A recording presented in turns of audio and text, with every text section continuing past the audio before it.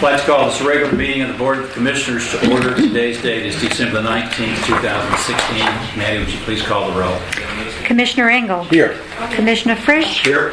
Commissioner Rollins. Here. Commissioner Starkov. Here. Commissioner Vogelsang. Here. Commissioners, any changes to this evening's agenda?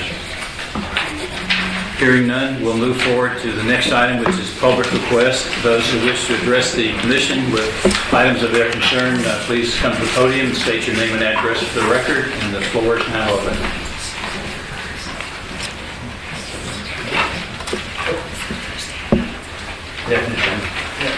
Jim Miller, 480 East Boca Raton Road in Boca.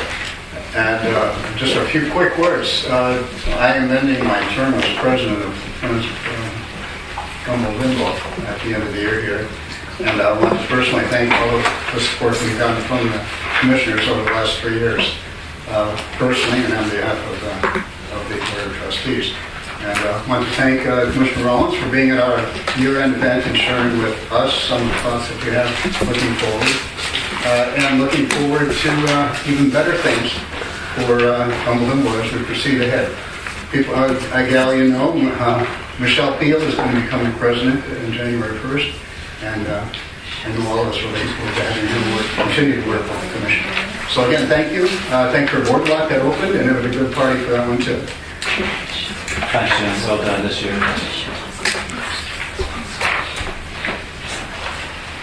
Anyone else? Well, I won't call anyone out, but I appreciate the public being here this evening and to listen in on to our deliberations on items that are important to the community. With that, we'll close this section of the agenda, and commissioners, in your packet are the minutes of our previous board meeting of December the 5th. Mr. Approved. Second. Any questions? Actually, a correction to the minutes on page 4 of the packet are my comments, and the first sentence relates to other discussions, which says Commissioner Starkov stated, so I'd like that sentence deleted, and only that Commissioner Starkov stated his compensation, referencing Mr. Koski, not mine. Okay, you see what that is, Maddie? So it read, Commissioner Starkov stated his compensation for legal fees of, Okay. okay, with the rest deleted. Okay. Do you accept that amendment, Ms. Vogelsang? Any other changes, corrections, additions? Hearing those with the correction, all those in favor of the minutes say aye. Aye. Opposed, like sign. Passed unanimously. Under our regular business, our first order of business is a request from the city on the Cornley Park Maintenance Facility. Mr. Koski. Mr. Chairman, in your package on page numbers 5 and 6, you will see 2 formal requests from the city of Boca Raton for the expenditure of certain capital improvement items. And let me first state that each one of these items was included in the approved budget that we have for the current year, and is also a request that was made by the city of Boca Raton to be included in the budget, and we agreed that each were. But I felt that given the nature of the request that I would bring it forward to you. Basically, the city is looking for contribution from the district in the form of capital improvement monies for 2 projects. One is the design of a maintenance building at the Hornley Park, and the second is a pro rata payment for design services relative to maintenance facilities for Spanish River Park. These were both, as I said, approved.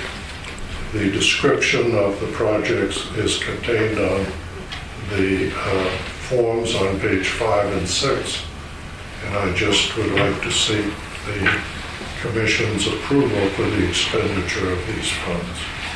Thank you, Art. So you're not making a recommendation, you're offering it up to us for our comments and decision. If acceptable to you, I will execute the forms, provide them to Mr. Varney, and the city can then issue the RFPs for designers for the maintenance building that'll serve Dohoney and Spanish River Park. Ms. Vogelsang? I have a question. Mr. Koski, would this take the place of what we were planning on for Phase 2? This is a part of Phase 2 without being a part of Phase 2. It was contemplated to be contained within Phase 2. We have not received approval from the city or consent from the city to move forward with the entirety of Phase 2, but the city is now asking for design monies for the maintenance portion of Phase 2. And the Maintenance placement building. would be where? The placement is on the northeast corner of the property, close to Spanish River Boulevard. It is the same location where we've always contemplated the maintenance building. Okay, thank you. It will also be used for housing of equipment and personnel that is transported also possibly to Patrick Park. Anyone else? Can our approval be contingent upon it remaining in the same location as initially proposed? I don't see why not. Any other discussion? Yes. Steve, defer to you until I go. Might as well get it over with. I have no problem with the second request for design money split 25%, 75% at Spanish River Park on the ocean. That's where maintenance is done, and Red Reef Park maintenance goes out of that facility. There are too many unknowns in the request for $300,000 in my mind to approve that. It says to spend up to $300,000 as approved in the budget, and now they're asking for authorization for design of that facility. A couple of the unknowns: 50 personnel for median maintenance, which is not part of district responsibility, and I think the city acknowledges that. Even though median maintenance, just for the audience, median maintenance is a function of the city rec services department, which is not a responsibility of the district and has always remained separate, and the city, I think, is acknowledging that in the language in here. But that's 50 people, and it's unclear to me how many park maintenance people will be housed in this facility, and I'm hopeful that something will be done to move the Patch Reef Park maintenance people and equipment over to this site, because we talked about it 3-4 years ago, we couldn't get neighbors' approval. So that isn't clear to me that that's being consolidated. And frankly, I think it's cart before the horse to design a large park maintenance facility when we don't know how large the park is going to be. And I would defer that until after we get, I would hope, agreement, but at least direction from city council as to what's going to go on with Phase 2. It doesn't make sense to me to design a facility when you don't know how big the park is that you're designing it for. So I would not make a motion nor support one. And if the city, because they've correctly pointed out economies of scale to do 2 proposals at once, then I would say wait on both. Art, Kevin? The only thing that I would suggest to you is that currently the location where maintenance vehicles are kept, which is on the southern portion of the Dohoney Park, is certainly inappropriate. And I think there is a need for a maintenance facility at Dwelling Park. And keeping in mind that this is just design money and not construction money, I have no problem myself with the recommendation that we approve it, so that at least that portion of Phase 2 can get underway. Even if Phase 2 is not fully authorized, we still need space for maintenance for Phase 1. No question. I would love to have those parking spaces myself when I drive in there for practice. However,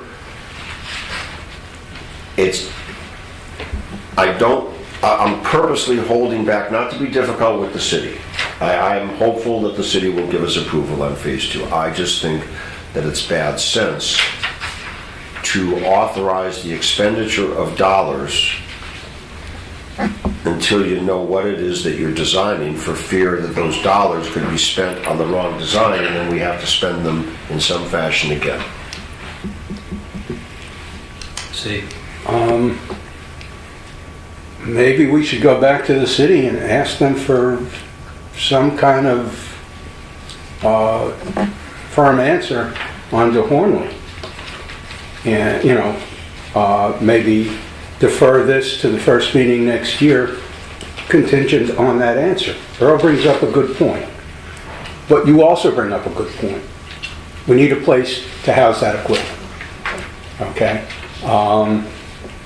Would we need a bigger place to house that equipment should the Hornley 2 be approved and go forward? Probably. But we have to do something about the equipment now. I think you came up with the answer without going all the way through with it, Steve. We don't have to do something about the equipment now, when the district will be having a joint meeting with the city in 45 days.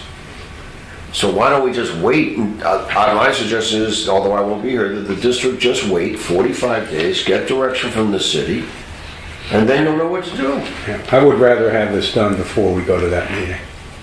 Mr. Chairman, would anyone have any objection if I forwarded a correspondence to the city of Boca Raton asking them whether the contemplated maintenance facility for Hornley Park will encompass maintenance equipment and personnel for Phase 1 and Phase 2, or simply Phase 1?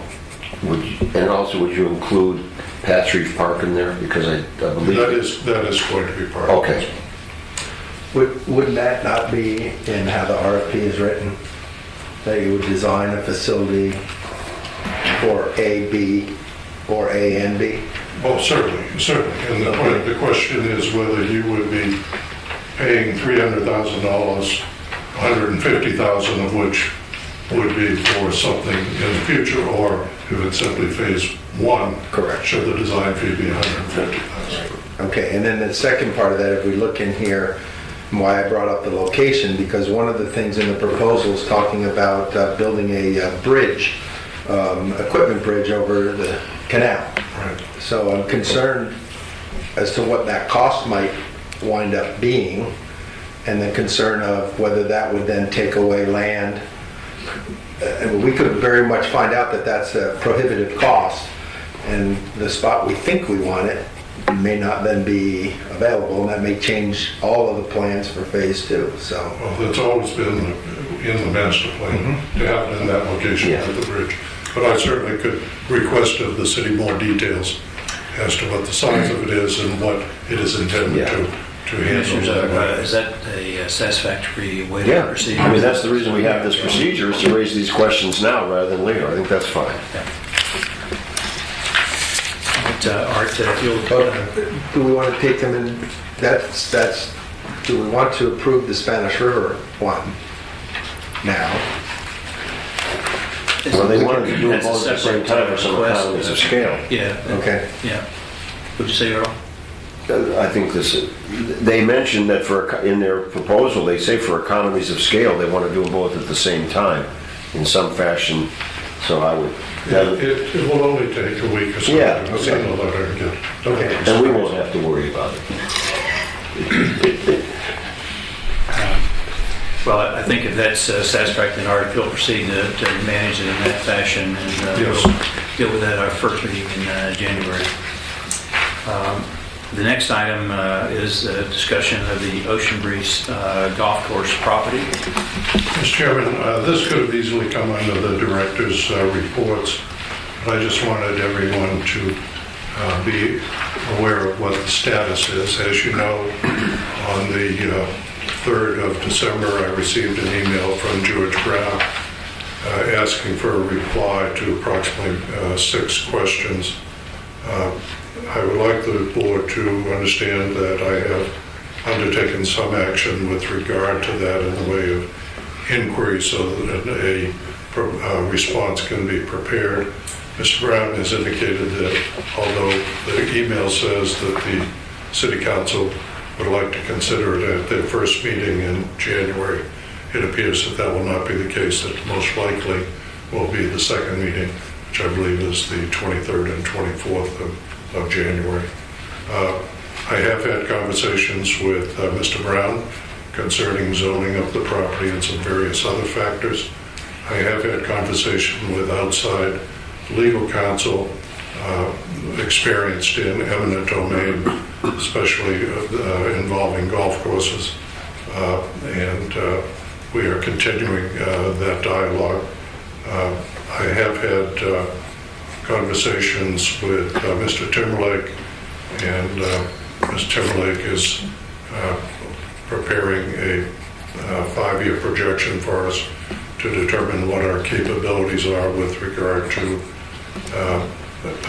financial participation in the project as requested by Assistant City Manager George Brown. That's basically what we're doing. We're continuing to have dialogue with officials. I will have further dialogue with the Greg Norman Group to determine what financial impact their involvement in the project may be. And hopefully I'll be able to come back to you at our January 9 meeting with a fairly substantial report, although I will keep everybody informed via email between now and that time. Well, I think the board took a position that we would move forward with our continued pursuit of assisting the city in whatever fashion we could, either a purchase with them funding the purchase, or us maintaining it and taking care of the maintenance. But there were a number of different options that we had suggested to the city, and so far the letter back from George Brown, I guess, indicated they had some questions about our ability to fund these projects, and that's what you and George Brown are working on to, As well as Murph. To confirm what we already believe is that we do have the financial resources to proceed with this project at Ocean Breeze, as well as those others that we have on the various planning stages. So anything else you'd like to add, Mr. Council? Dennis? Was it made any more clear in your conversations with Mr. Brown about the city's intent to use some of their potential financial windfall to fund the purchase without expectation of immediate repayment from the district? The conversations that I had with Mr. Brown indicated that he felt confident that if the city were able to acquire the Ocean Breeze property in conjunction with the city, so that the district were, in conjunction with the district, and the district were to become the operator of the facility, that the city would provide financing for the acquisition. Okay. Not utilizing the term financing, not Okay. a gift. That was a joke, yes, okay. One would hope that it would be some sort of partnership on purchase. It would be tough for them to justify to the community that whatever deal they take, $73 million or $40 million, to then kick it down to us for the total financing of the arrangement and managing of the arrangement, because I'd like to do my finances that way. I mean, that's, it's kind of a big windfall that, We talked about the manner in which the city and the district have worked in the past to acquire properties such as Sugar Sand Park, and the comment was made that he felt confident that type of an arrangement could be utilized in this manner. but a nice down payment array. Well, It's partial financing. there's Okay. still a lot of moving parts. Okay, Still plenty of time for negotiations too, Okay. Dr. Frisch. I would say we have... I'd like to be around for part of that. I may be sitting in a different seat, but Okay. Art, I think what I'll do, given that I think you've covered the topic for the public who are here this evening, but I may just open it up and see if there's any questions anybody has. So we'll open public requests again in case there's anyone who would like to make any comments or any statements. You're not obligated to, but would certainly welcome any thoughts you might have. Thank you, Mr. DeGate. I thought I might get you at some point. Well, thank you, Robert Duquette, 5351 Northwest 3rd Terrace for Maddie. And I was interested in hearing what Art's comments were on the ocean breeze. I can tell you that I think that a partnership with the city would certainly be good, but it does appear that the question remains financing or to what degree of participation. I don't know if you were aware of it, but a couple meetings ago, Councilman Rogers proposed a resolution which would have the city participate in the acquisition and improvement or preservation of the Ocean Breeze Golf Course. Unfortunately, two councilmen at that meeting decided to amend that resolution and remove the words participation. So I don't know how much faith I have at this point in the city's commitment to participate really in the Ocean Breeze acquisition. Regarding the issue of eminent domain, that was one of the reasons why the city brought up the possibility of delaying the decision from November 22nd until sometime in January. People that I have talked to about eminent domain indicate that that would certainly not be in the best interest of our residents trying to get a permanent solution. If we lose in the sale of the golf course process with the Lennar swap, this could be, years before this potential situation would eventually be resolved. We would hope that the city and the district would work with this Lennar offer. I know we've talked to Lennar about possibly throwing in the hotel. They told us informally that they would certainly do that. That's not a part of their current offer. But again, we are looking to cooperate in any way possible so that we get a permanent resolution, not just for the residents of Boca Chica, but for all the residents of the city. I know that in my last presentation to the city, I pointed out that the average cost per acre that the city has used to acquire property, and I believe probably also for the Park District, has been significantly above the approximately $50,000 an acre that the current offer would be by Lennar for the $10 million. The city, not the district, but when the city acquired the Wildflower, it was over $2.5 million per acre. When the city acquired, I believe, the DeHornley Park property, I was told that was about $150,000 per acre. So if you use the $150,000 acre to save green space in the form of the DeHornley Park as an example, this property could be worth $30 million on a comparative basis. I would not want to go into a eminent domain situation. I'm not an eminent domain attorney, but I would not want to go into that type of situation hoping that I would be able to get something less than $10 million for the property. And then at the end, after a year, 2 years, 5 years, find out that the the valuation is going to be significantly higher than $10 million, in which case a lot of time and energy and legal fees would all have been wasted. So again, thank you for your support, and we look forward to hopefully a Happy New Year on this issue. Thank you, Robert. Mr. Chairman. I'll just make one comment. You're so right about the eminent domain issue, Mr. DeCate. It is a little bit rolling the dice. And take a lot longer to proceed on that basis, I think, too. So, Earl?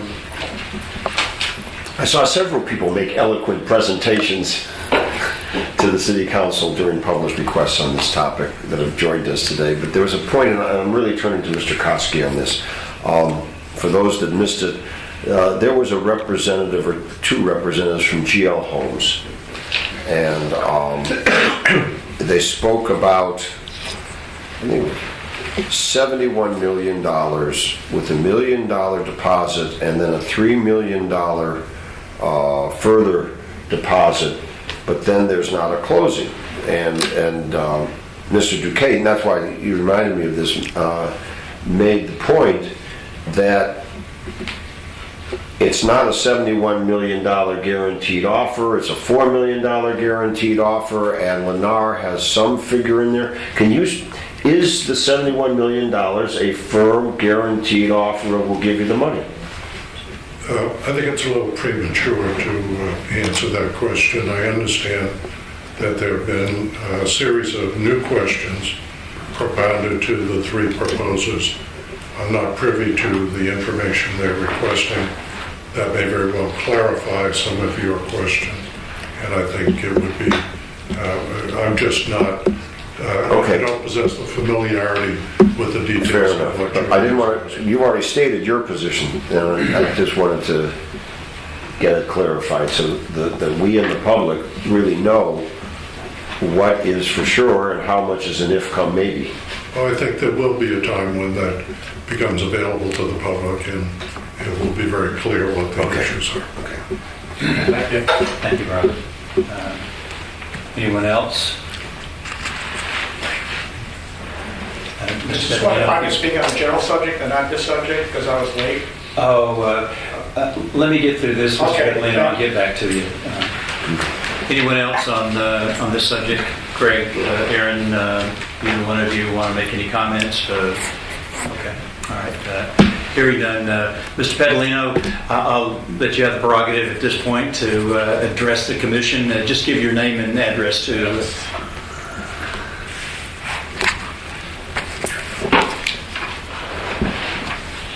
Joe Petalino, 2121 North Ocean Boulevard. Thank you for the opportunity. I was delayed in traffic. There was an accident right on Military Trail, and I was late by about 5 minutes. So I apologize and thank you for the opportunity to speak to you. Winnie, my wife, and I wanted to express our good wishes and certainly Merry Christmas and Happy Hanukkah, and certainly a healthy and happy New Year to all the district commissioners and the district staff. And we certainly thank you for your dedicated, sincerely thank you for your dedicated service to our community. Over the years of my professional life and also my private life, I had many responsibilities in dealing with government agencies, both elected as well as appointed. And I can say with utmost confidence that the district is certainly by far completely open, transparent, and completely honest. And we thank you for that. We also realize the amount of time and effort it takes to do all the planning necessary for short and long-term goals to make sure that projects are handled efficiently and effectively, and also in taking care of the handling and management of the finances and our money, which also is, by the way, your money. And so we appreciate that. And when the public comes up over the years to express concerns and questions, they have always been treated with a great deal of respect, with a high degree of professionalism on your part. And their questions and concerns have always been addressed and answered in a clear and concise manner, which in today's world is really a complete anomaly. It just doesn't happen a lot in government entities, unfortunately. And also, we would be remiss not to mention and single out two members of the commissioners, Earl and Dennis. Thank you for the long years of service, dedicated service to the community and to the district. We appreciate it, and we know that commitment and dedication will continue, and as citizens, I'm sure you'll be overseeing this completely.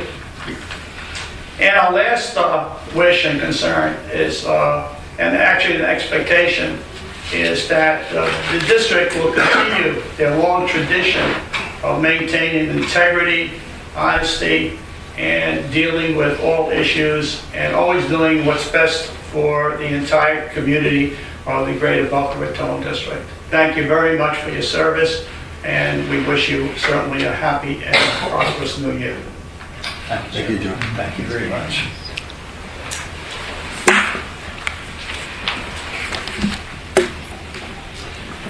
Since I opened up, is there anyone else that feels motivated to address the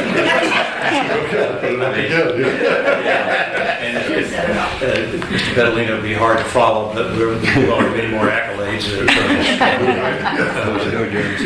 So, Joe, thank you very much for those kind words. That was much appreciated, especially for the two commissioners who are leaving the board. At this point, we'll move forward into our next item of regular business. It's the Florida Retirement System Pension Plan. Mr. Chairman, we discussed this briefly at our last meeting, and I would like the direction from the district and the approval to open up whatever account work is necessary with the state of Florida to provide a retirement and pension plan for full-time employees. Dependent upon what you do with the next item on the agenda, I think that we've had people like Brian with us now on a full-time basis. We traditionally follow all of the compensation policies that are in place at the city of Boca Raton. The one thing that is missing, one of the few things, but the one thing that I think is most important is to provide a pension and retirement program to assure that we're going to keep good and valuable employees with the district. And that does not unfortunately go to independent contractors, but that's the way it goes. So if it's okay with the board, we'd like to look at that. We'll come back to you at our next meeting and talk to you about the financial arrangements for such participation in the retirement program. If you recall, with the last executive director, we did have a 10% contribution of his salary into a retirement program. He elected not to put the money in retirement, but take it in the form of compensation. But that'll give you a general understanding of where we'll be coming from. So Art, you'll bring back the particulars, the necessary paperwork and all the particulars. particulars. Commissioners? Is this a matching plan, or is it just solely? It's a 100% contribution from the district. This would be into the employee's pension plan. And the employee doesn't have the option to put extra in? Well, if the Florida retirement system does provide that, which I'm sure they do, that option would be available. Okay. Earl? I think, however you report back, please take a look at a system which is at least equal to the city's system. We've had good success here, but there's also the opportunity that other city employees, because of the closeness of the two, might someday be in a position to move over here, and I don't want the district to ever be in a situation where its pension program would not be as good as what they might be leaving. Okay, good point, Earl. Any other comments, questions? So I take it that we have an agreement to have Art develop that information and bring it back to us at our first meeting in January. Thank you. Okay. Item number 4 is the executive director position. We talked about that at our last meeting. A motion was made and it was tabled. And it was tabled, so if you want to discuss it further, there should be a motion to take it from the table. And I make the motion to remove the table since I was on. Second. Okay, it's been Motion made and seconded. All in favor, say aye. Aye. Okay, so the motion is back on the table. Sue, you want to restate your motion? Yes. May I make a comment first, though? You sure may. I don't want anyone to think that I was trying to torpedo my friend Brianne in any way, shape, or form. Brianne had expressed the fact that she was not quite ready to take the executive director position. This was just to clarify a formality in some wording. But in no way was I looking to hurt Brianne in any way, shape, or form. Okay, so that being said, I would like to make a motion to remove the interim as part of Mr. Koski's executive director position and have him be the executive director of the Greater Boca Raton Region Park District. Yeah, that's a restatement of the motion that's on the table, Sue, as I said. So the motion's been made. Do I hear a second? Second. Second by Commissioner Ingold. Discussion. Hearing none. All those in favor say aye. Aye. Opposed, like sign. The motion passes. Did you want to say anything, or how do you spell relief or anything, Brianne? You know, that was No, the reason good. I I sent didn't an make the email. motion. I sent an email, I'm good. Okay, I didn't want to go through quickly now. Okay. Yeah, I wasn't trying to railroad this down, but I didn't see Brianne raise her hand. No, I know, so, I know. But, I think Susie stated very well the intent, so we respect and appreciate all that Brianne's done for us, and we're happy to get this done. Our next item is the approval of closed construction. Yeah. Did we vote? I think it passed. I sort of Yes. interrupted the vote. Yeah, Did. Right, yeah. Don't worry. You're okay, we got it. Final item is the approval of closed construction, final pay application for Gumbo Limbo Phase 1 Boardwalk Parade. Yes, Mr. Chairman, I guess you all attended the grand opening and ribbon cutting in Phase 1 of the boardwalk at Gumbo Limbo. That meant that the contract has been completed by close construction. You have in page 8 of your agenda package the final application for payment from the contractor with the current payment due of $28,884.11. So moved. Second. Discussion? Earl? 2 points. What a beautiful job. First and foremost, what a beautiful job. Is $630,810.41 the cost of Phase 1? The total cost will be $630,810.41. Okay, and not a penny less. That's correct. Yeah. Mr. Hatchett. I think one of the things, and I remarked about that, was the elevation that's now with the boardwalk. It's not on the ground level. It has a crawl space beneath it, and you feel like you're more part of the canopy. And it also just allows, it's a lot easier flow, I think, for the critters that live there, and but the sturdiness of the boardwalk was impressive. And I think the contractor did a fantastic job in getting that done. So, Dennis? Just as a commentary, it's a shame we couldn't have attended the simultaneous opening of Phase 2 and 3, but for paperwork and misunderstandings. Just saying. Just saying. Just saying. Just saying. There's a motion on the floor. All those in favor say aye. Aye. Opposed, like sign. It passed unanimously. Approval of invoices. Fellow Commissioners, in your packet we have a revised sheet indicating total expenditure for which I'm requesting approval in the form of a motion in the amount of $2,193,231.92. The addition being the new jack payment as the last item on your sheet. Do I hear a second? Oh, second. And seconded. Art, have we gotten the updated information from New Jack that you were looking for? Yes, we've gotten all of the necessary paperwork, let's put it that way. I have the full consent of Surety Liberty Mutual indicating the total amount of the bonded project to be $2.2 million. So that is in place. That was received today, so I feel comfortable with an approval of the payment to New Jack. Okay. Earl?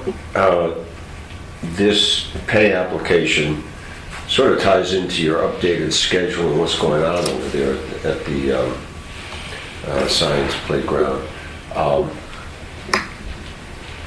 Are we, with the 247,000, remember our budget is like 1.9.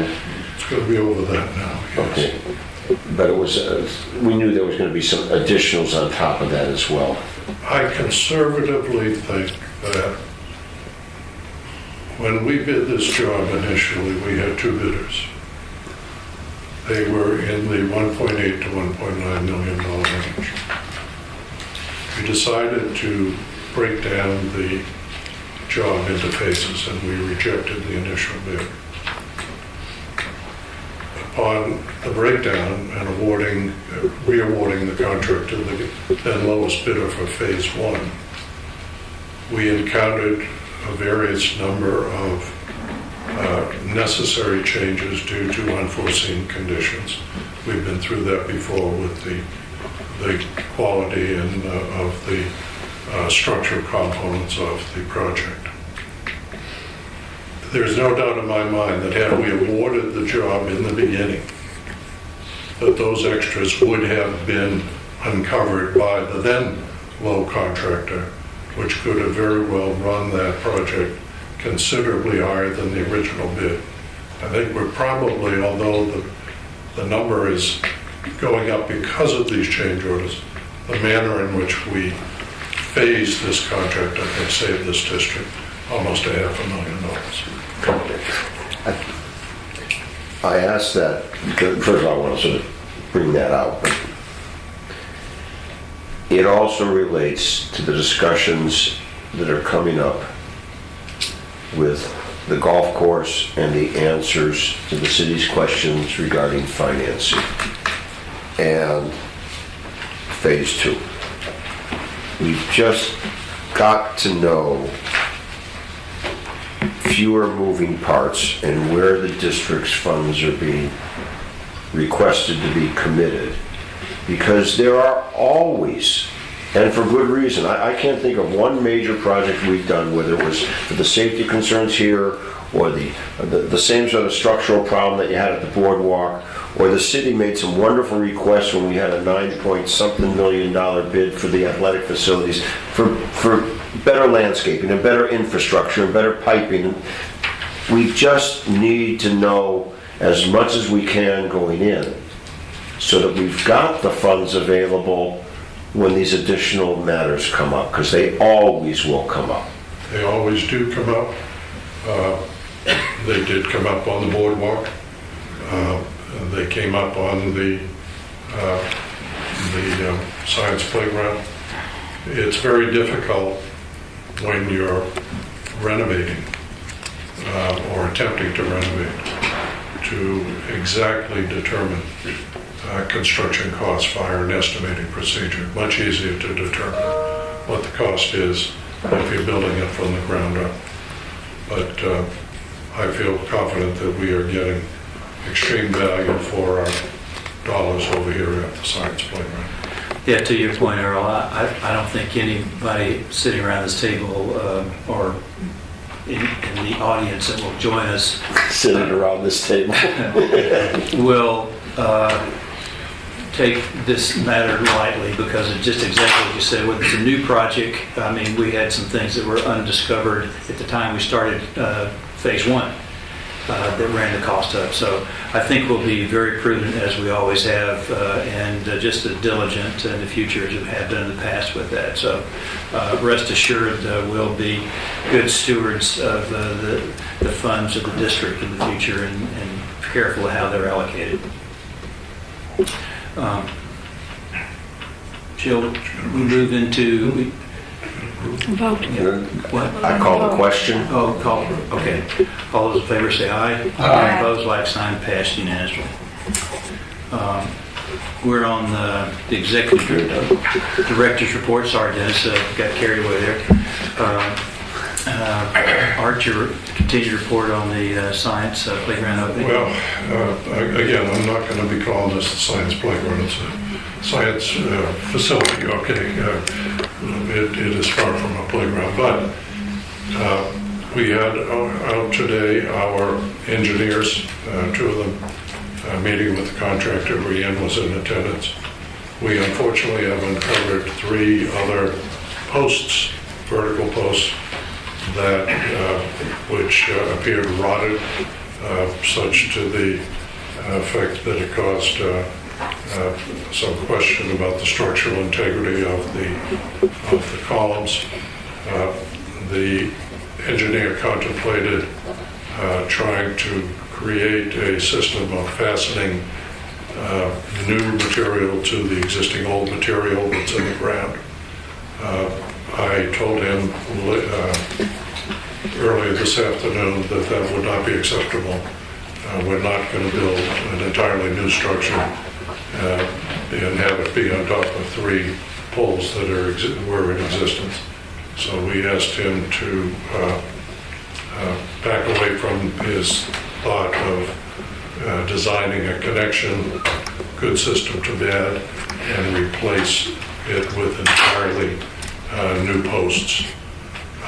Unfortunately, that is going to add another time frame to the completion of the project. This is a bad time of year to try to get items fabricated.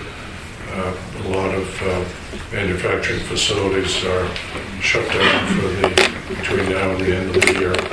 So the updated schedule for the science playground opening is probably now looking at the latter part of the month of January.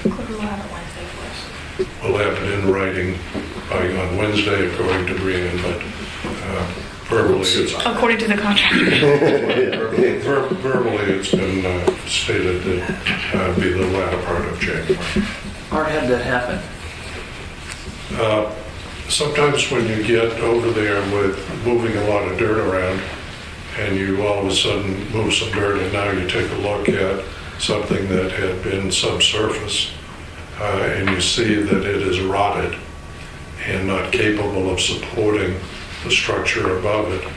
We've done that in many of these vertical structural components, and almost all of them have been replaced. And I think when we do replace these final 3, we will have replaced almost 100% of all of the vertical columns. And I just didn't want to leave 3 posts there that could be compromised in some fashion. This is kind of like 20/20 hindsight, but looking back, wouldn't it have been worthwhile just to take all the old posts out of the ground and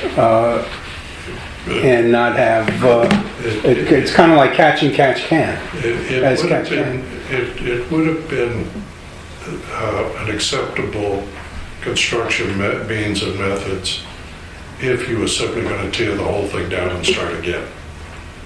We tried the best we could to save some of it, and we did. But would you have saved any money?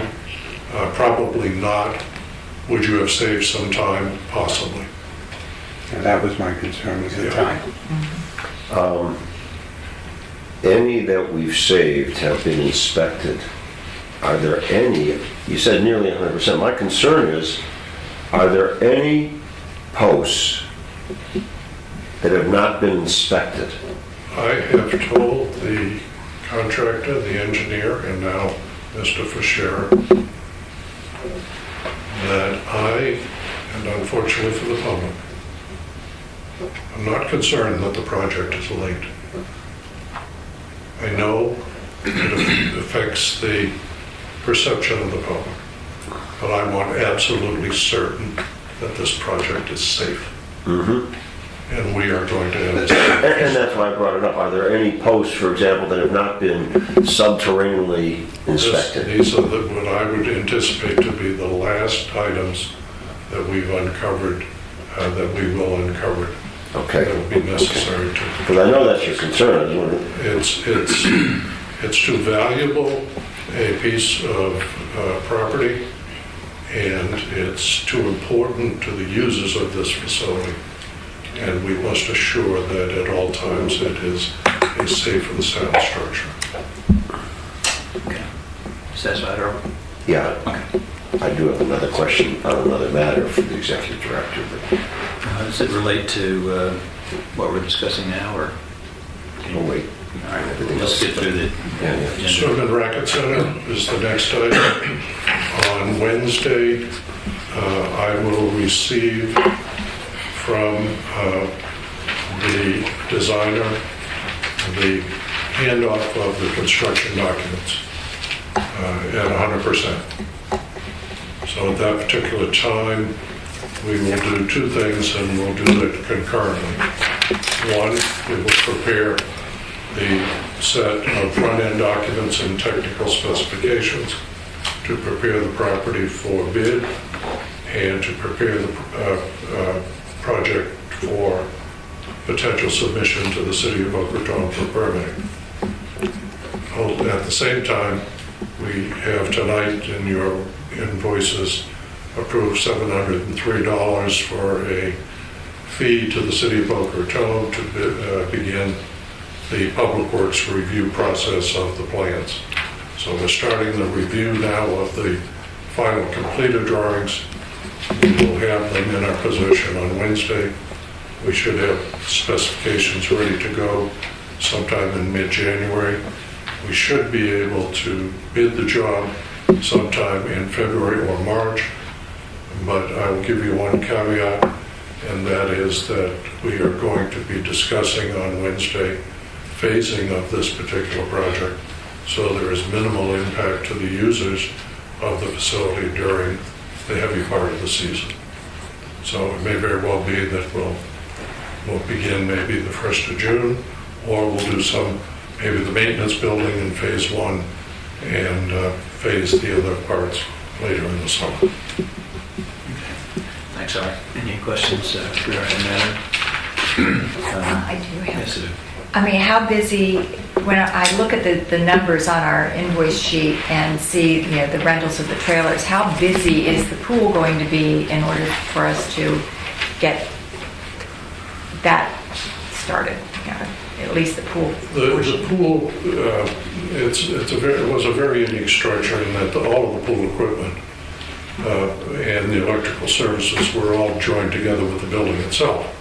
So the designer has, in their plans, found a way to cut away where all of the major pool pumping and equipment is without interfering with their operation. So we can continue keeping the pool in operation.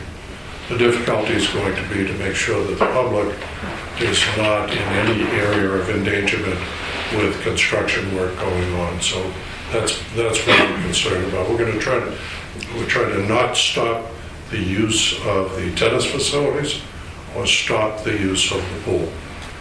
And we're going to do our best to try to phase it and work all around that so that if we have to curtail the operation of the pool or the tennis courts for a week or two, it's in a very slow time of the year that will impact the few people as possible. Yeah, Art, I recall the tennis members coming and speaking to us, and I think we ought to make sure that we alert them to what we're doing at the time, just to alleviate any concerns they may have or invite them to a meeting. Would you take care of that tonight, please? He's got the tennis covered. Yeah, well, I'll get in serious trouble if I don't. Okay. No, but Bob raises a good point. I recall the swimming people coming out. They're very passionate about their use of the pool. I remember one time when there was something going on with fees, and it was in the fall. So, it's important that the district and the city senior staff communicate down to the staff on site exactly what's going on, so that everybody's on the same page. That has not always happened. Wednesday, the phasing of this project will be an integral part of our conversation. The one final, the power to this facility, the entire swimming rack and the tennis and the pool areas in one location. We're going to be able to separate that. Yes, we're going to run two lines in for One for the tennis. One for the tennis, one for swimming. Good. All right. Any other questions on that topic? Hearing none. No. Steve? I have to be a spoil sport.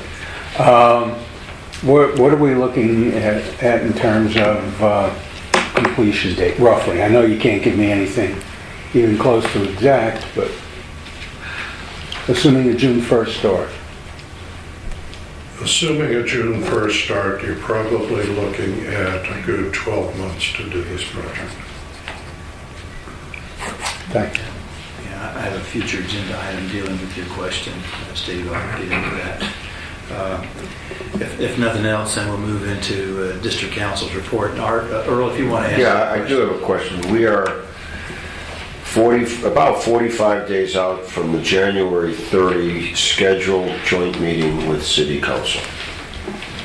I know there's 2, possibly 3 topics that have been, from our standpoint, to be on an agenda. But I think, and the reason I bring this up, it's time to staff, 1, firm up the agenda. 2, have some discussion as to what will be involved in those agenda items. 3, the joint presentation that will be made by staff, and I mean joint presentation, not a one-sided presentation. I don't care who does the presenting, but the information, the expertise, whatever is presented jointly by the 2 staffs to the 2 bodies, so that they're defined. What are the issues? What policies? A lot of this has to be policy stuff. There could be discrepancies in policy that may or may not result in agreement coming out of this meeting. But in 45 days is not that long for a period to go by where you don't have an agenda for a productive meeting. Mr. Chairman, you will have on your next agenda in January 9 the corrected interlocal agreement for beach restoration. I received that from Mr. Weekett today, so that item we will be able to vote on. The language has been changed. It will go on to Council's agenda possibly sometime around that time as well. Topics for the joint meeting have been and are being discussed between staff. We currently have identified 3, 2 of which I agree with, 1 of which I'm a little concerned with.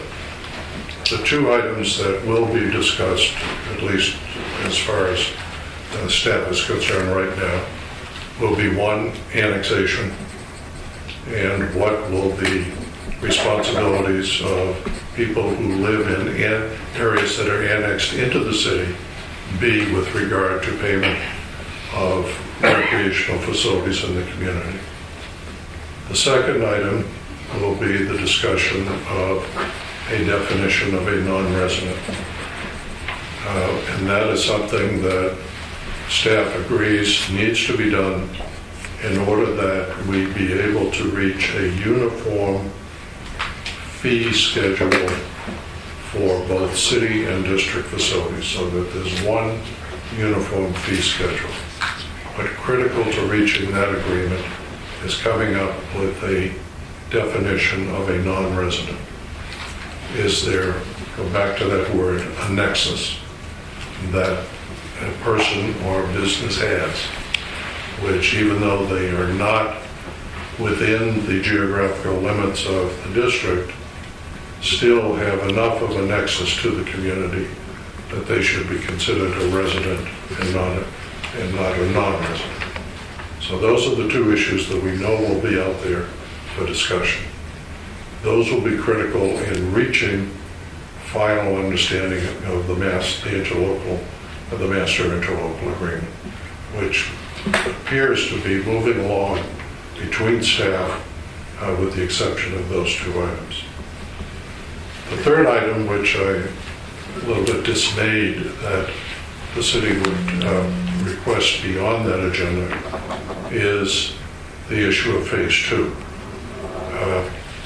It is my understanding that city staff, before giving the consent to begin design work on phase 2 at Hornley, received that specific direction from city council. And it would appear that they would like to have that be done on the date of the joint meeting. I'm a little disappointed in that because we did that once before. And I've asked staff at City Hall if there's any way that they can give us some indication. I'm not asking for something in writing, but just a wink and a nod that phase 2 looks good for a go.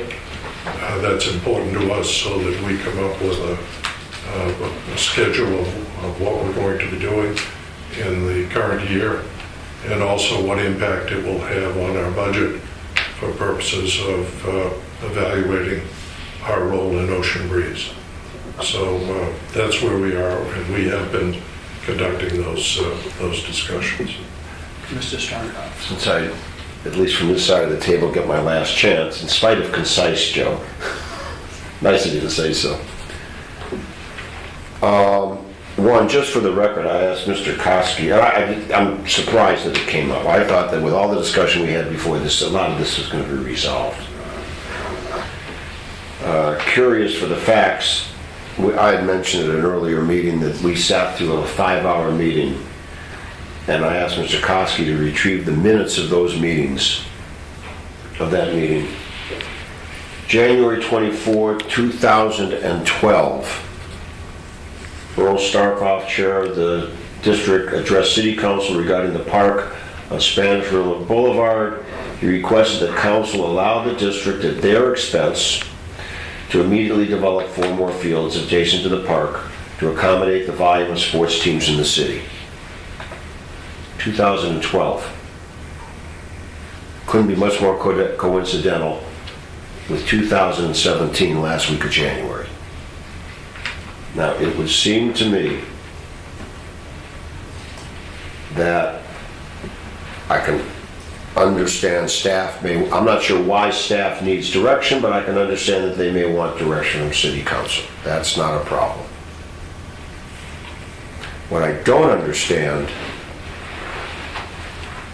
is that City Council will have 2 meetings in January prior to our joint meeting. And it's time to show some leadership at City Council. They're not, it'd be crazy to put up a gun range when they're redesigning the gun range over the current police station, or could put one out over there on Clintmore. It's patently silly to consider a skid track when they could have a cooperative arrangement with the county. They could put one over at the old I-95 rest stop, which is fenced up and has a water tower in it. So my concern is that the joint meeting will devolve into a repeat and further stall that started January 12, and then again from the joint meeting of June of 15. And I don't think that a wink and a hint is nearly satisfactory. The City Council knows of our concern. They've requested detailed, significant financial information from the city, from the district, to know whether we can help them proceed on the golf course. After 5 years, what more do they need to know after all the approvals for the thousands of new residents that they've given in the interim? It's time for them at either their first or second meeting to make that direction known to staff.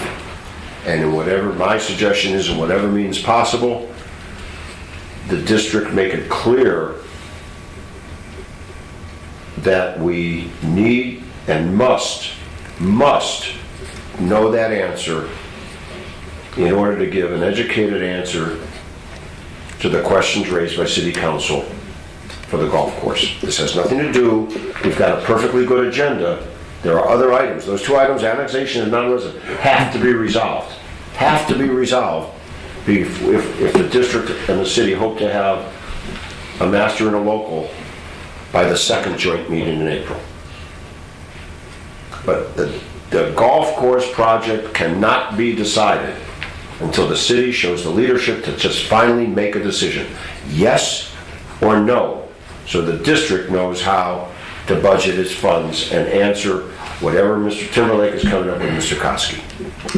Well, Earl, I don't think anybody will disagree with you, and including the appeals that I made to council back at the beginning of the year. Also, if you recall those when the ship had sailed, comment was made. But I think I feel the same way you do about that, because it's important to our decision on Ocean Breeze. And I think Mr. Koski is firmly looking for more than a wink and a nod, okay? Because we cannot make projections without having an answer. Dr. Frisch? We have one fortuitous thing that's happening at the time of this meeting, is that there's a city council election 2 months later. We didn't have that last time. And I would suggest that with an engaged citizenry and proper press reporting and active involvement by the commissioners around this table, because they were not shy about being involved in the recent election, that we can definitely hold people's feet to the fire, and the things that we want to get done should get done, and the people who will do that should be the ones who get elected in March. So we have tools that are in our tool chest that we can use to make sure that January's meeting is effective and people are held to the fire, because it will affect the election in March. So, Thank you, Dr. Frisch. Mr. Koski, I'm cautiously optimistic about our relationship with the city. I see a spirit of cooperation that I hope carries through, so that we, in this year, can start getting some pencil to paper to design these facilities and turning some shovels to build.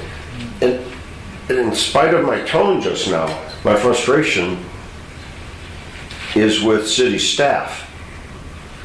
Mayor Haney, in that lovely picture, had wonderful remarks.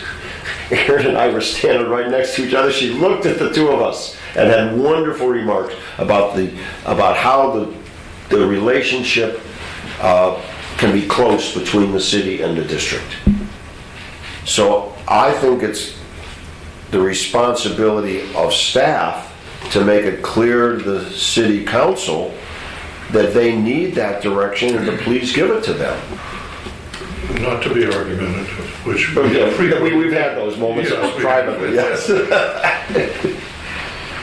The resolution of an issue of a non-resident is an integral part and material to, I think, the decision of the city to give a yes and a go-ahead to phase 2.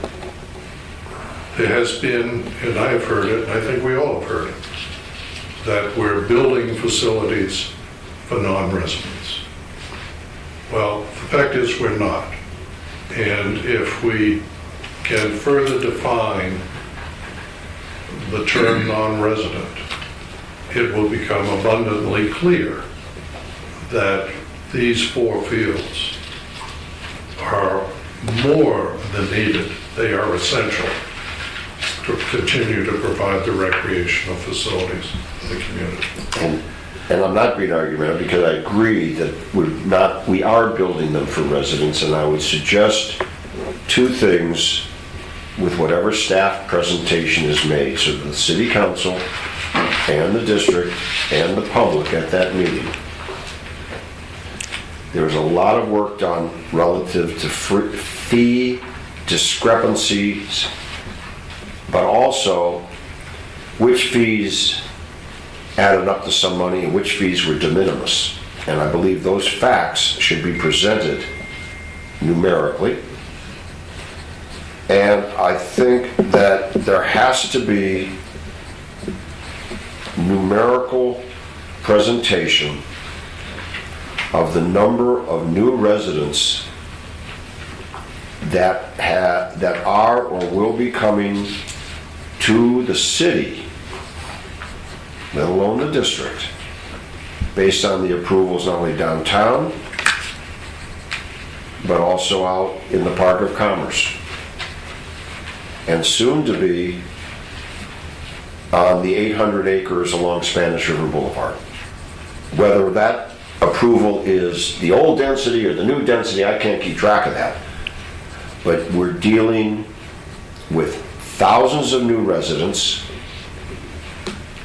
many of whom will come with children in tow, let alone want to use for their own recreational purposes right next to the Park of Commerce. So you need to provide population growth, current and projected, based on permits issued, plans approved. And I think that'll answer it pretty clearly. I think Mr. Koski's got all that. And I'll be around to remind you. I'll sure got your number. I'm sure you'll be here January 30th. Would you help me with that? Yeah, Mr. Koski, is there anything else you'd like to comment on the district council? Okay. At this point, we'll turn to Commissioner's report, and I'll start with myself this time. I had a wonderful meeting with the Friends of Gumbo Limbo, and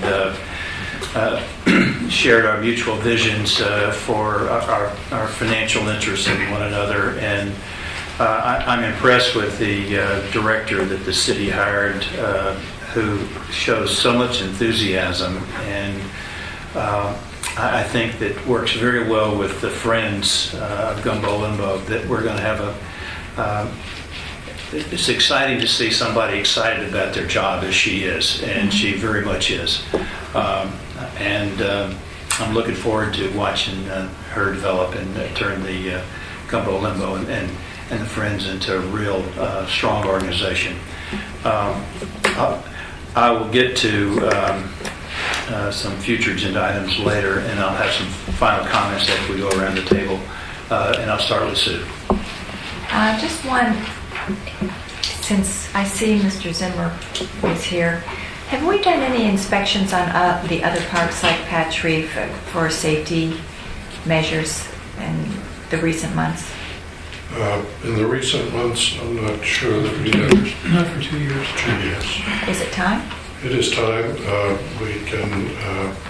We now have Mr. Frischera under contract. We have Mr. Zimmer under contract. Let me report back to you at the next meeting. Thank you. That's it. Thank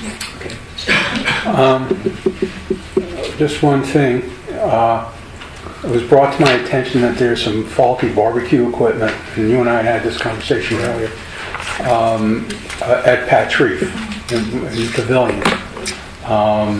I just wanted on record so that if Park and Rec Services isn't doing something about it, that we can follow up and make sure it's taken care of. Okay. Anything else, Dave? That's it for now. Okay. Dr. Fish? I have nothing under report other than the city at the Parks and Rec Advisory Board had a rather impassioned plea regarding better swim facilities, that visiting swim teams will no longer come to current facilities because we don't have a deep enough well for starts. So we may be seeing something along those lines come to our desk. I have some future agenda item things. I do those now if you want, or wait. Why don't you wait, because they may lead into some discussion. Dennis, we'll get through with your report, then we'll go into future agenda items and just lay them out there if you don't mind. That's fine with me. Okay. Anything else? Yep, thank you very much for the opportunity to serve for 8 good years with great people, and I'll be around whatever you need. So thank you very much. Dennis, it's our thanks to you. You've done a great job. We really have. Appreciate your input, your humor, the levity that you bring to some serious issues that brings us back to centered on items, and it's been a pleasure working with you. Thank you. Earl? One maintenance item. Exiting Dorney at night, where there's the T upon entrance, going back out the same way, 2 stop signs. I think there could be improved lighting on that intersection, because it's sometimes very difficult. I know exiting from the southern part of the park to then turn left to exit to the main exit road in the dark. It's oftentimes very difficult to see where that dividing is, where it's just difficult, and I think that should be looked Earl, at. let me interrupt you. That's a future agenda item that I've talked to Art about, that very thing. So it's going to be addressed. Okay, so then now, unfortunately, because Dennis and I are different, it won't be quite as quick my goodbye. But I do want to spend a few moments on this. I want to look back, and as I've said before, it's been a great 12 years. And all of us, and I mean this, they're not here, but Dirk and Elaine and Gordon and Bob Langford, we've done some pretty neat stuff together, contributing the decisions we've made, the projects we've seen through together. And I'm also very thankful to the city staff. They came to work every day to simply serve the public. And for all the stuff that people say that don't work, I would say 90% of the time things do work. And it's something that those of us that sit here have to appreciate. I appreciate particularly people like Joe who come off and say wonderful things, but also anybody from the public who's come forward over the years and look to us to hold true to our mission at the district. That's what's made this so much fun. What we do has made Boca Raton, I think, the unique community throughout South Florida, and I think Don Capron is smiling. I think that's important to him. So looking forward, my heart's in the district, and like Gordon and others, I may show up once in a while, public requests or not. I wish Aaron and Craig the very best as you settle into your new positions. And I want to share something with you that just struck me after the campaign that the 4 of us went through. They were commenting, of course, about the national campaign and such. But it was, all candidates are guilty until proven innocent.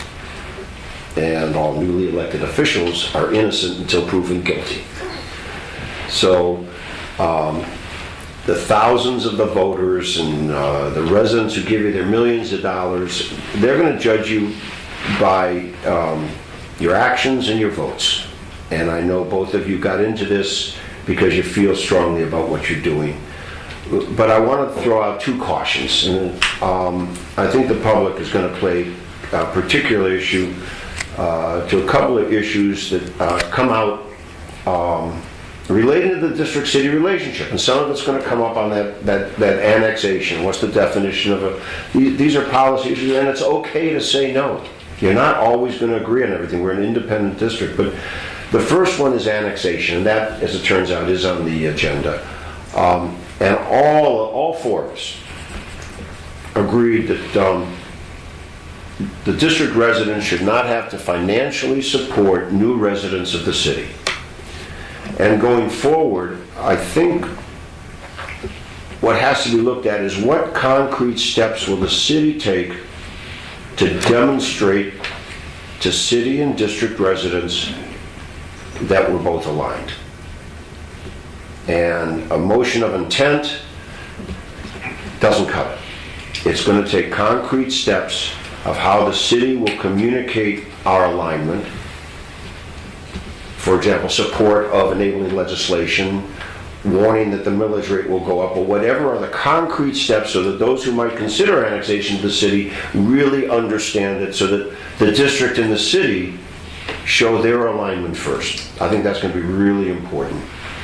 The second one is, of course, the district is a separate state agency that maintains an independent relationship with the city. Now, just bear with me here. Friends, family, fellow firefighters, developers, PACs, these are all the usual contributions to a campaign. That part of the campaign process. And I saw it again as I was doing my termination report yesterday. But, and I mean this in good spirit, please accept this way.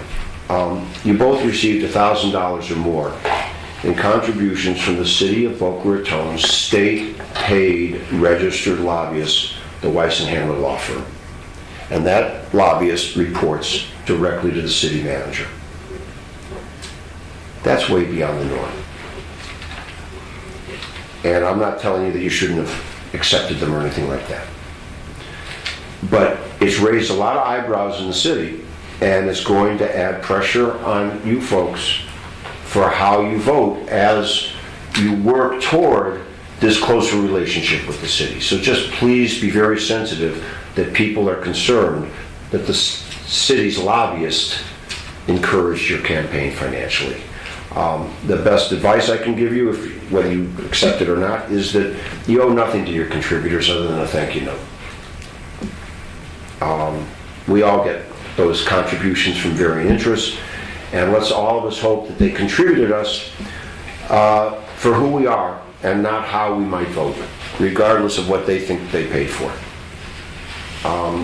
To my 7 friends and colleagues around this table, I can't begin to tell you how much I've enjoyed every single meeting.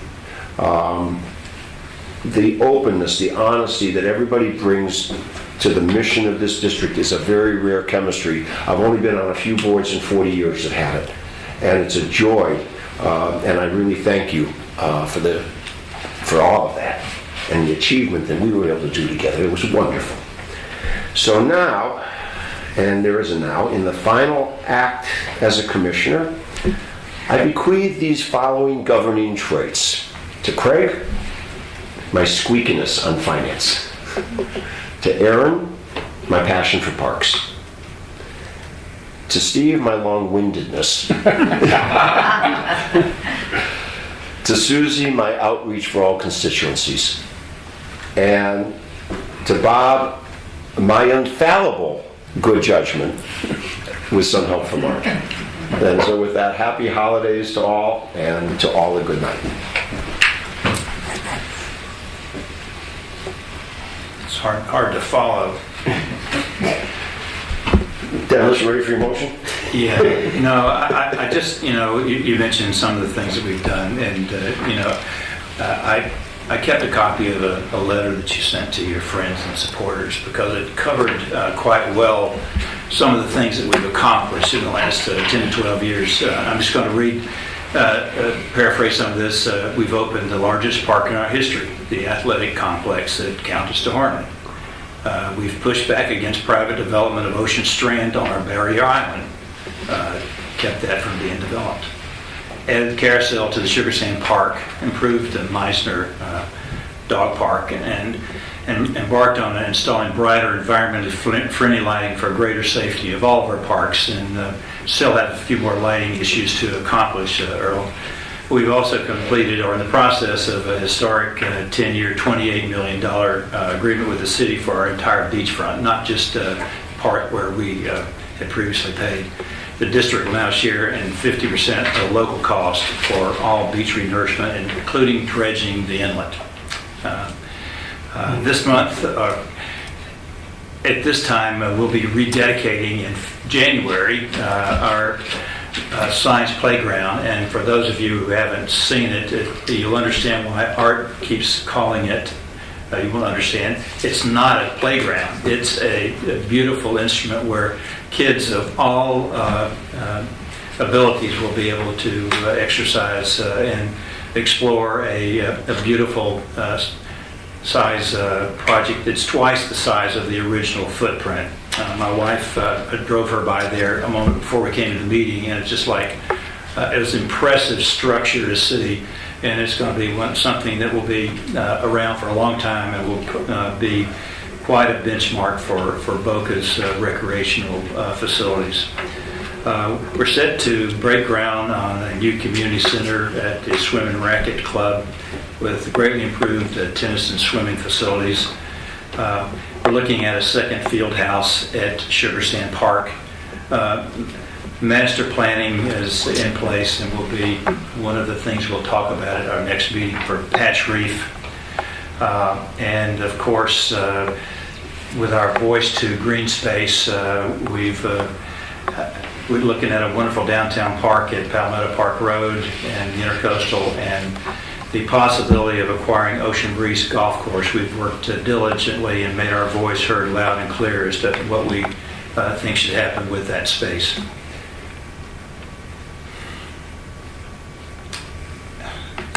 It's tough to say goodbye.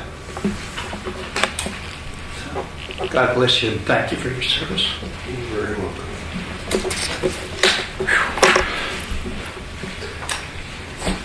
Future agenda items. Anyone have anything? Dr. Fish. Okay.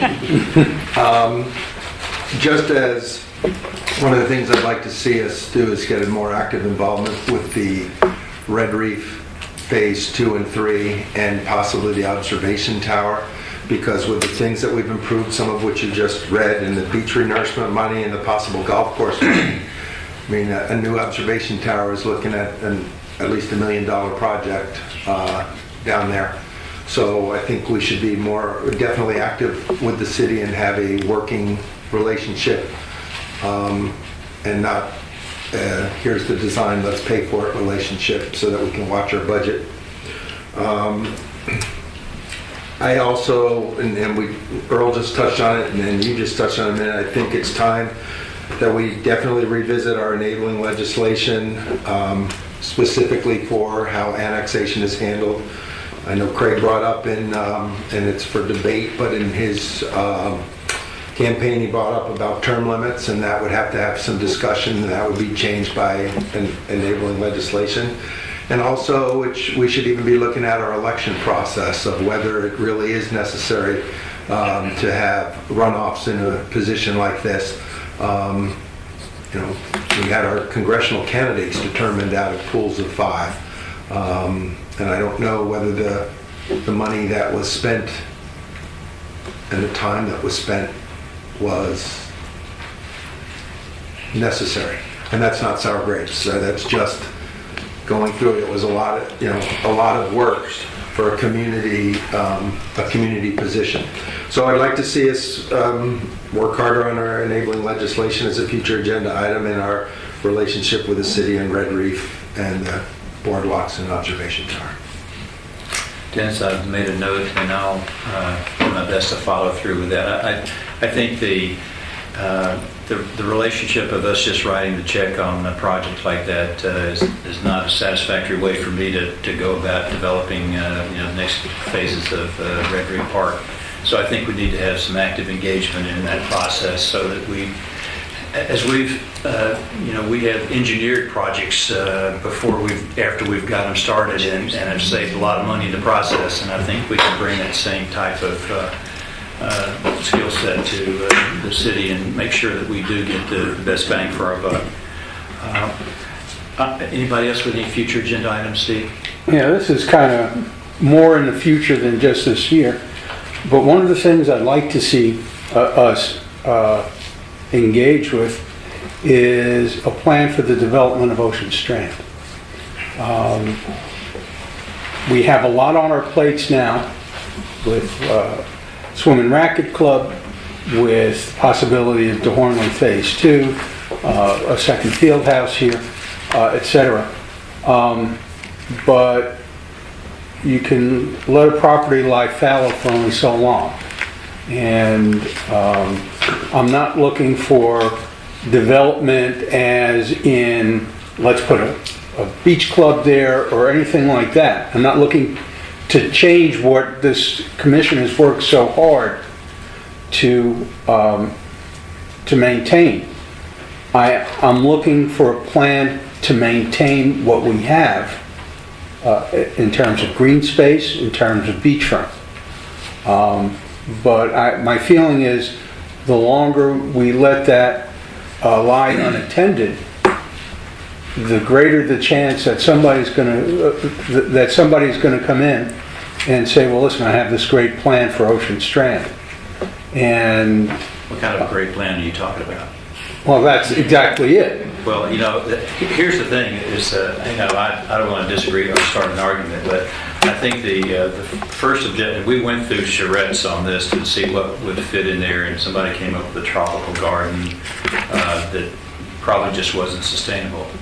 But we were asked by the city, of course, to do our job and purchase that property to keep it from doing exactly what you were concerned about. It's been rezoned to assure that it's going to remain a recreational area. I think at some point you have to recognize that it may have some utility to beachgoers, and right now, until I can see some data that shows that they're keeping Spanish River open 7 days a week, and we have plenty, and we're running out of beach space for our residents. This property here probably can be put into passive use in some way, Steve, but I don't see any major. Personally, I don't see any major work being done other than passive nature, so that the public can access it, but it'd be limited usage, I think. Well, my concern isn't so much the specific use we put it to, but that we protect the property so that the city doesn't repeal the current ordinance or some other unforeseen event occurs. I tell you what I think we should do, that we haven't been invited to do that, we should participate in that waterfront master plan. That's what we're doing, and we need to jump on that, because I know it's underway, but they're only doing city waterfront property, which is pretty limited. Yeah, I think two things that you could do that would be included in that future agenda item is one, and part of this I think can go on right now with Mr. Timberlake's financial work. It's time to clean up the exotics. There's work that may need to be done there. We had talked about this during the budget hearing 7-8 months ago. You may want to take another look at it and make sure that we continue to maintain that. And the other part of it is I really think that the public spoke pretty clearly to take down fences and give them access to property they paid for when they talked about the park downtown. And I would suggest some sort of similar arrangement for the west side. I think there's a lot of issues dealing with the east side of A1A with the stairwell and all that other stuff, but I think that the west side of the park could be cleaned up and put in, whether it's picnic tables or something. Need to, of course, check with ranger patrols and all of those things, but I think that if you're going to discuss the future use item, that could come into play both financially as well as the Intracoastal Waterway. Whether we participate or not, it would still activate the property so it's already under some use, Steve, at a very low cost. I think and it was brought up once before about the exotics, I think we need to, if we are going to have any waterfront property that's going to be viable, I mean, the shoreline where we can have picnic tables, we need to start cleaning the exotics up, because otherwise the waterfront's obscured by the various sea grapes and things that are protected. So, but good point. Okay, so noted. So, yeah, okay. I think on future agenda items that I want to talk about is priorities on construction, our CIP. That we touched on that earlier about with all these different projects going on and the phasing of them. I think we need to determine what's important that we focus on in 2017, whether it's patch reef with sports turf. What is our feeling about phasing? Where do we start with swimming racket?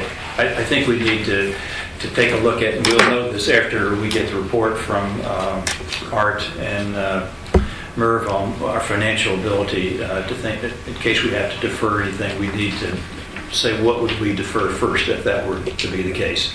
Because I know the priority is open space and ocean breeze. That's a huge priority. We have to really come to determination of how we're going to fund that, how we're going to develop phase 2. The other projects that we have the resources to do it on it, and we've always done this because the development will go over more than one fiscal year. But we have to plan that out, and I think that's an objective that we need to talk about with the commissioners.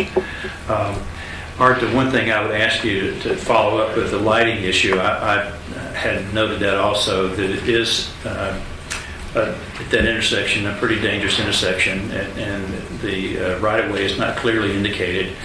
And that entire section along the west side of the parking lot is dark. And if you have this time of year where you have small kids out there, we have the same lighting issue there, Earl, as we had here at this park with during the Boca Hoops season. And I know the lake is not our responsibility, but I would encourage you to address that with the city from a lighting standpoint, because we do have a lot of folks in the evenings that are out there walking that track, pushing baby carriages around that, and it to me is a safety issue as much as anything else, because it's very dark around that path, and I think it needs to be eliminated. You have to see the elevator. Yeah, that too. So I think that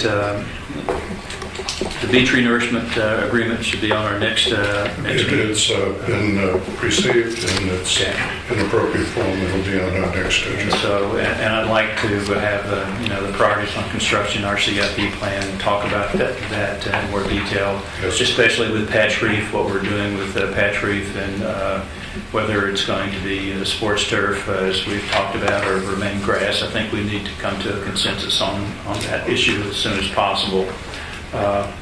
And of course, should we report to Mr. Koski what our feelings are about that prior, so that he has an idea, or feelings on what our priorities are for the CIP? I'm certainly, Certainly. yeah, Art would be open to that. I mean, and have a discussion with Art regarding that, and they can give you some, change of heart on what you might want to do or how you want to do it and plan it.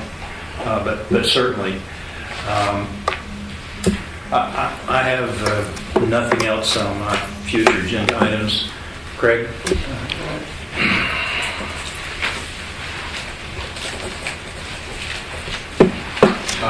Craig Arndt, 1500 Parkside Circle South.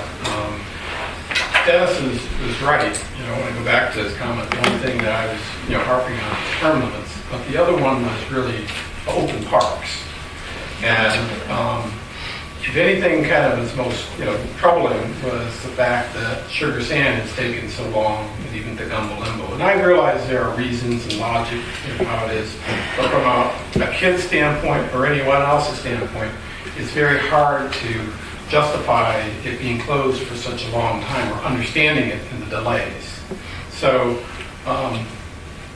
it's something we have to be conscious of from a resident's perspective. Is they really don't care. They don't know who the district is, they don't know who the city is, but the park is closed, and they want to know when it's open, and they want to be sure it's open.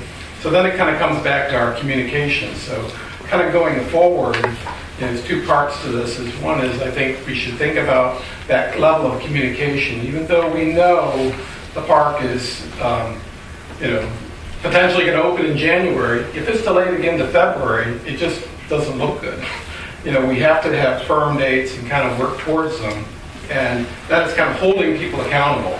Because that's what I said. I'm going to hold myself accountable, just as I'm going to hold anyone else accountable. It's the timing is important. And I get it, safety is a priority, but something was amiss. And looking back on it, I think it's very important. I know in my job, what we do is we make mistakes. We don't want to make many of them, we want to make them very few, but we take the time to learn what lessons we learned from anything to kind of prevent it. So I encourage us to kind of going forward, learning from those, openly discussing them and how we can learn to do better.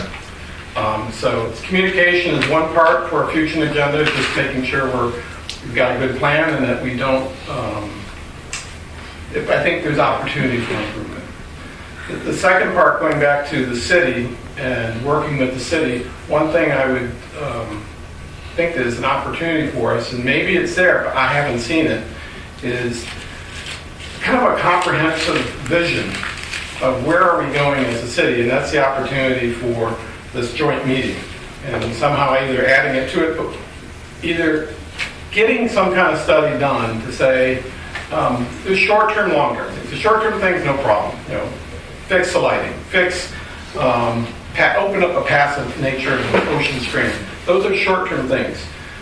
But the long-term is the bigger thing. And that's where the time needs to be spent with the city. What is the vision? I've heard, pickleball courts. I've heard swim and racket, and to Dennis's credit, his involvement on the city recreation board, he hears firsthand what people are saying about the swimming side, or different aspects of it. We somehow have to get a better vision of what is the long-term vision going to be for the 10, 20 years when we have a much larger population, and do we have the right things in place? So I think the opportunity for the district is to fund, a joint comprehensive effort with the city to say, well, what is it that we want?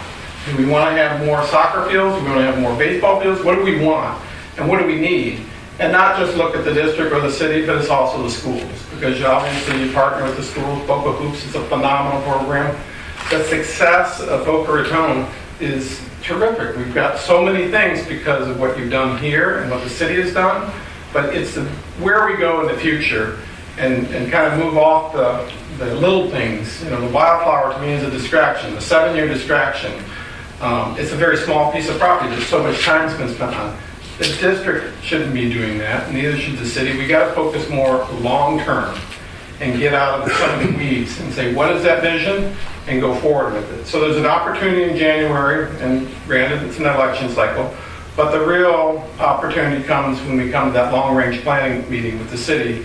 And I hope that the district is there at the table with the city and is consistent, because that's where this all started. There was inconsistency between what the district was saying and what the city was saying. So come May of this year when they have their long-range planning meeting, I think together that will be a good benchmark to say, are we on the same page for a long-range plan? And support them and they support us, and I think we can do great things. Greg, I welcome you to the commission, and I want to have the same conversation with you 4 years from now.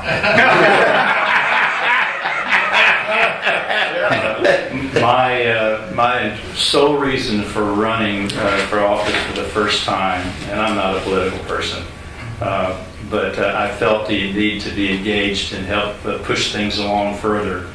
And I have to tell you, as the expression, the wheels of the gods grind slowly, is, I've come to understand the government process, and it's a lot different than if I ran my business the way government is operating. I'd be out of business in a short period of time. So I welcome your input and your guidance and direction, and welcome both you and Aaron to our board. We're looking forward to having you serve. Thank you. And remember, they're rectangles and diamonds, not soccer fields and baseball. Good point. Thank you, Greg. Dr. Frisch, for the... I would like to sunset my term and we can make a motion to adjourn. Second. Been moved and seconded. Any discussion? Hearing none, all those in favor say aye. Aye. Opposed, like sign. Passed unanimously. Thank you. Got it.